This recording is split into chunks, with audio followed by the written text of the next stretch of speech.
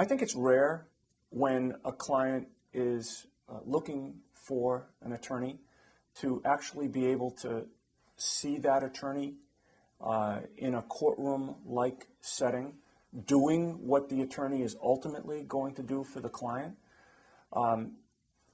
In my case, I was asked in late 2008 by Massachusetts Lawyers Weekly to participate in an event that's called the Battle of the Lawyers, which is sort of a forum for attorneys to recreate famous or infamous closing arguments that they've done over the course of their careers. And it's a competition, it's for charity, and I was honored to be selected to participate.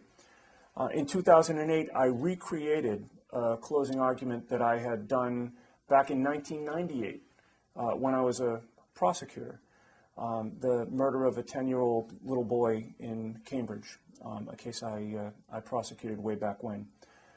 So the footage that you're about to see is my recreated closing argument, again, done 10 years later.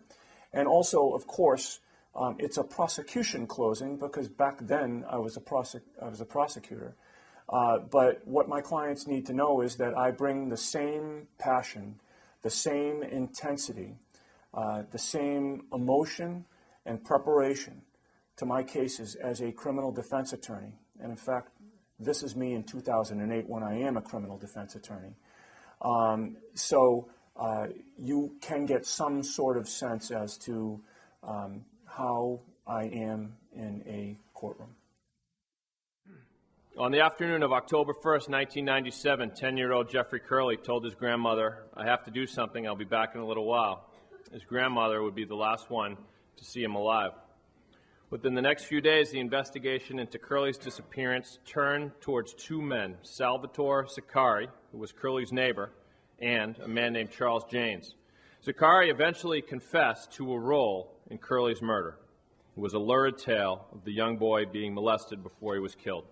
Siccari pleaded not guilty to charges of kidnapping and first-degree murder. He maintained that it was Janes, a self-admitted pedophile, who killed Curley.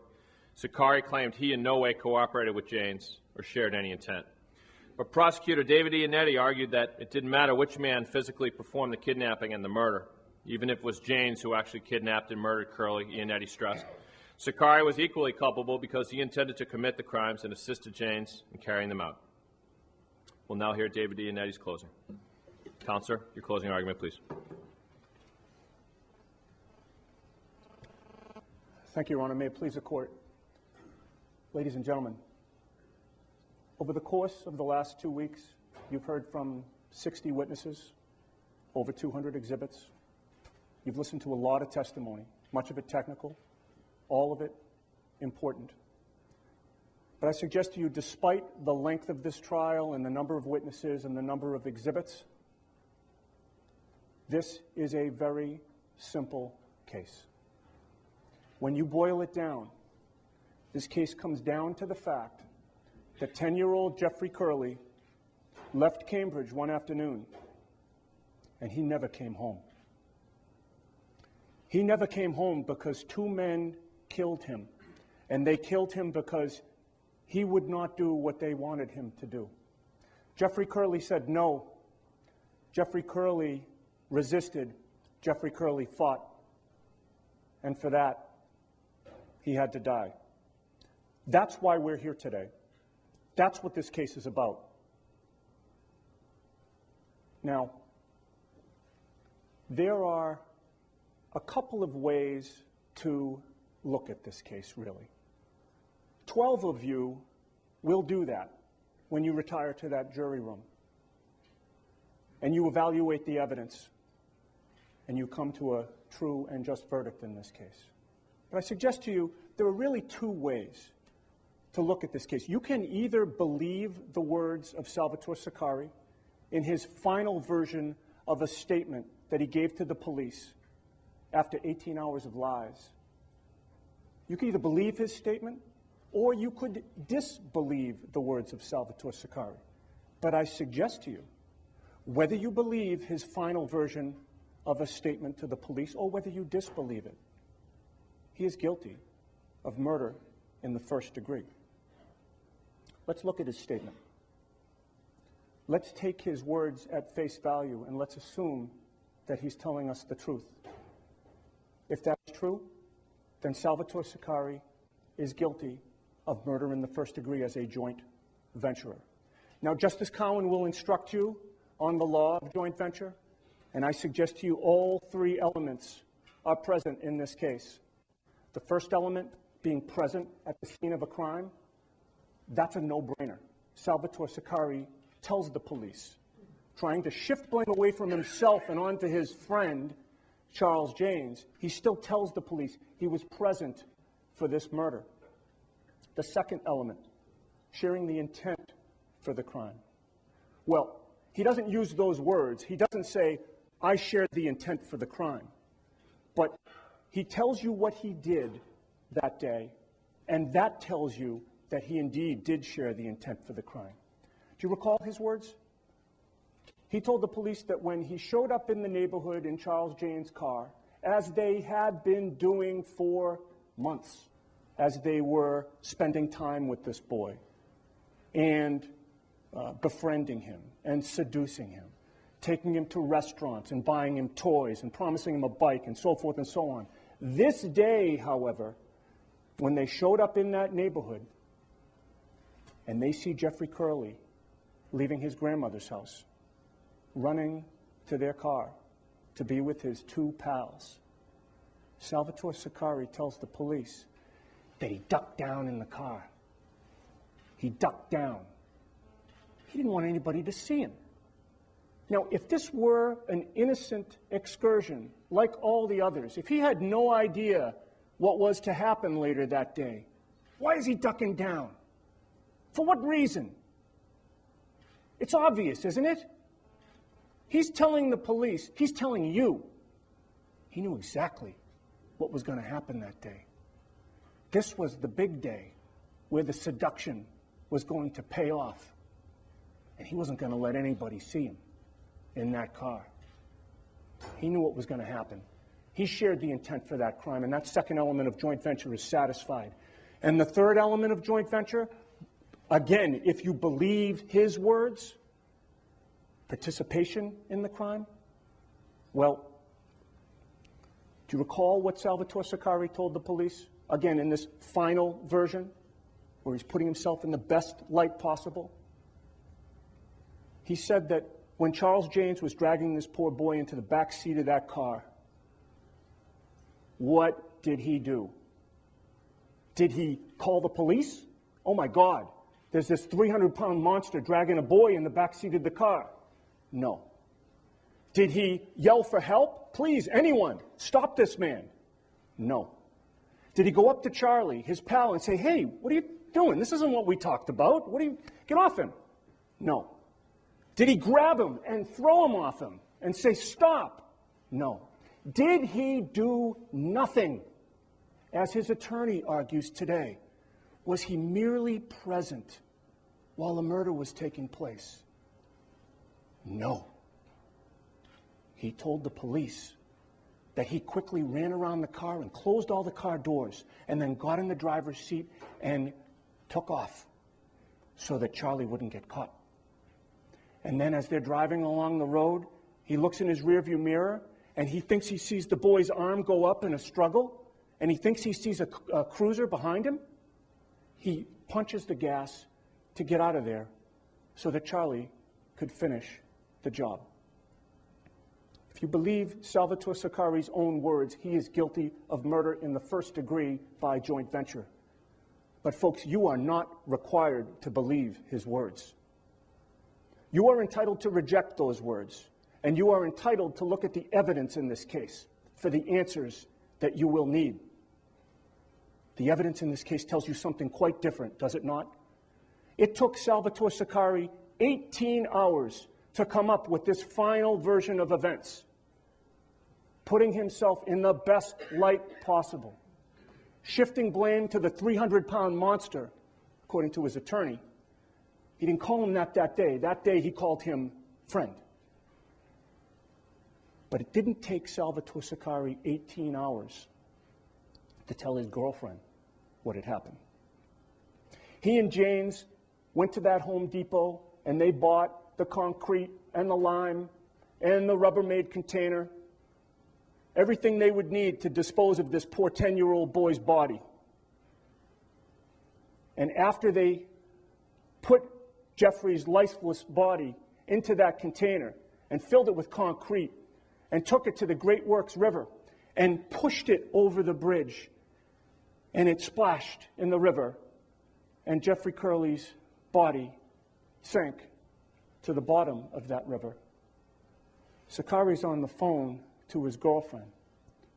He doesn't tell her everything, but he tells her all you need to know. I just hurt somebody really bad. I just hurt somebody really bad. What else do you need to know? The evidence in this case tells you what Salvatore Siccari did.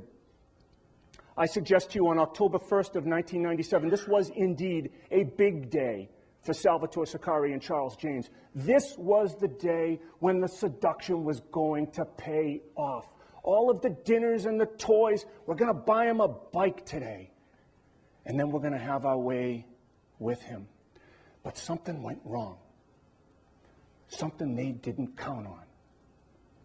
This 10-year-old boy said no. He refused. He fought with every ounce of energy that his 10-year-old body could muster. He fought them, and for that, he had to die. They decided to kill him. They decided it, and then they acted upon that decision by forcing him to inhale gasoline vapors from a gasoline-soaked rag. That, ladies and gentlemen, is premeditation, making the decision and acting upon the decision. And that's what Salvatore Siccari did. That is what those two men did. That is one theory of first-degree murder, and it is present in this case. But it is not the only one. Judge Cowan will instruct you that there is another theory called extreme atrocity or extreme cruelty. You will make this decision. When you do, realize that you are the conscience of this community. You decide whether their behavior was extremely atrocious or extremely cruel. And to do this, ladies and gentlemen, I'm sorry, it is uncomfortable. Nobody wants to think about this, but you must. You must think about the way that Jeffrey Curley died. This was a big day for Jeffrey Curley as well. Imagine his horror when his friend Charlie and Sal are pulling him into the back seat of that vehicle. It is uncomfortable, but you must look at those autopsy photos. And again, I apologize for introducing those. Nobody should have to look at those photos. It is unnatural, but you must, because that is your job. You saw in those autopsy photos that Jeffrey Curley had red burn marks on his forehead, his eye, his cheek, his chin, his neck. What does that tell you? That tells you exactly what Jeffrey Curley did. And it tells you the fight that this 10-year-old boy put up against these two men. They tried to smother him with that gasoline-soaked rag. And Jeffrey Curley fought, and they couldn't get it on his nose and his mouth. And he was going on his eye and his forehead and his chin and his cheek and his neck. Imagine the horror that he's feeling, the betrayal, the pain, the burns. But the worst was yet to come, because it was inevitable that they would overpower him, and overpower him they did. They got that rag over his nose and his mouth. And you heard the testimony of the medical examiner. That would have immediately caused him problems in breathing. And Jeffrey Curley would have panicked. Panicked. Why are Charlie and Sal doing this to me? My God, it hurts. And then the gas would have been transported to his heart, and it would have caused an irregular beating in his heart, and he would have known it, and he would have felt it, and he would have panicked even more. Ultimately, the arrhythmia in his heart, according to the medical examiner, would have worsened the fluid in his lungs, and it would have felt to Jeffrey Curley as if he were drowning. He did all he could, but it was inevitable, and Jeffrey Curley died. That was the manner in which he died. And when you consider whether he died in an extremely atrocious or extremely cruel manner, you may consider Salvatore Siccari and Charles Jane's indifference to his suffering. You saw them on that Home Depot video. They may as well have been at Stop and Shop, buying a Rubbermaid container with concrete and lime. And you know something else, because the receipt was found by the police in the excellent investigation they did of this case. That receipt told you everything you needed to know about Salvatore Siccari's feelings toward this 10-year-old boy as he lay in the trunk of their vehicle. That receipt reflected that they stopped at that Osco drug and they purchased 2 cigars for the ride to Jane's apartment to smoke along the way while the lifeless body of Jeffrey Curley lies in their trunk. Ladies and gentlemen, both theories of first-degree murder are present in this case. The evidence screams extreme atrocity or extreme cruelty at you. I ask you to find Mr. Siccari guilty of murder in the first degree and nothing less.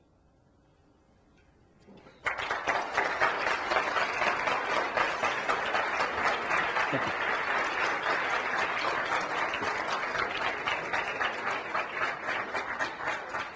In that case, of course, Siccari was found guilty and sentenced to life in prison. And thank you so much, David, for sharing that masterful closing with us. Thanks again. This goes to David Yannetti. Yes, David. All right, why don't you hand it to him? David, congratulations. Wonderful. Take a look at the camera.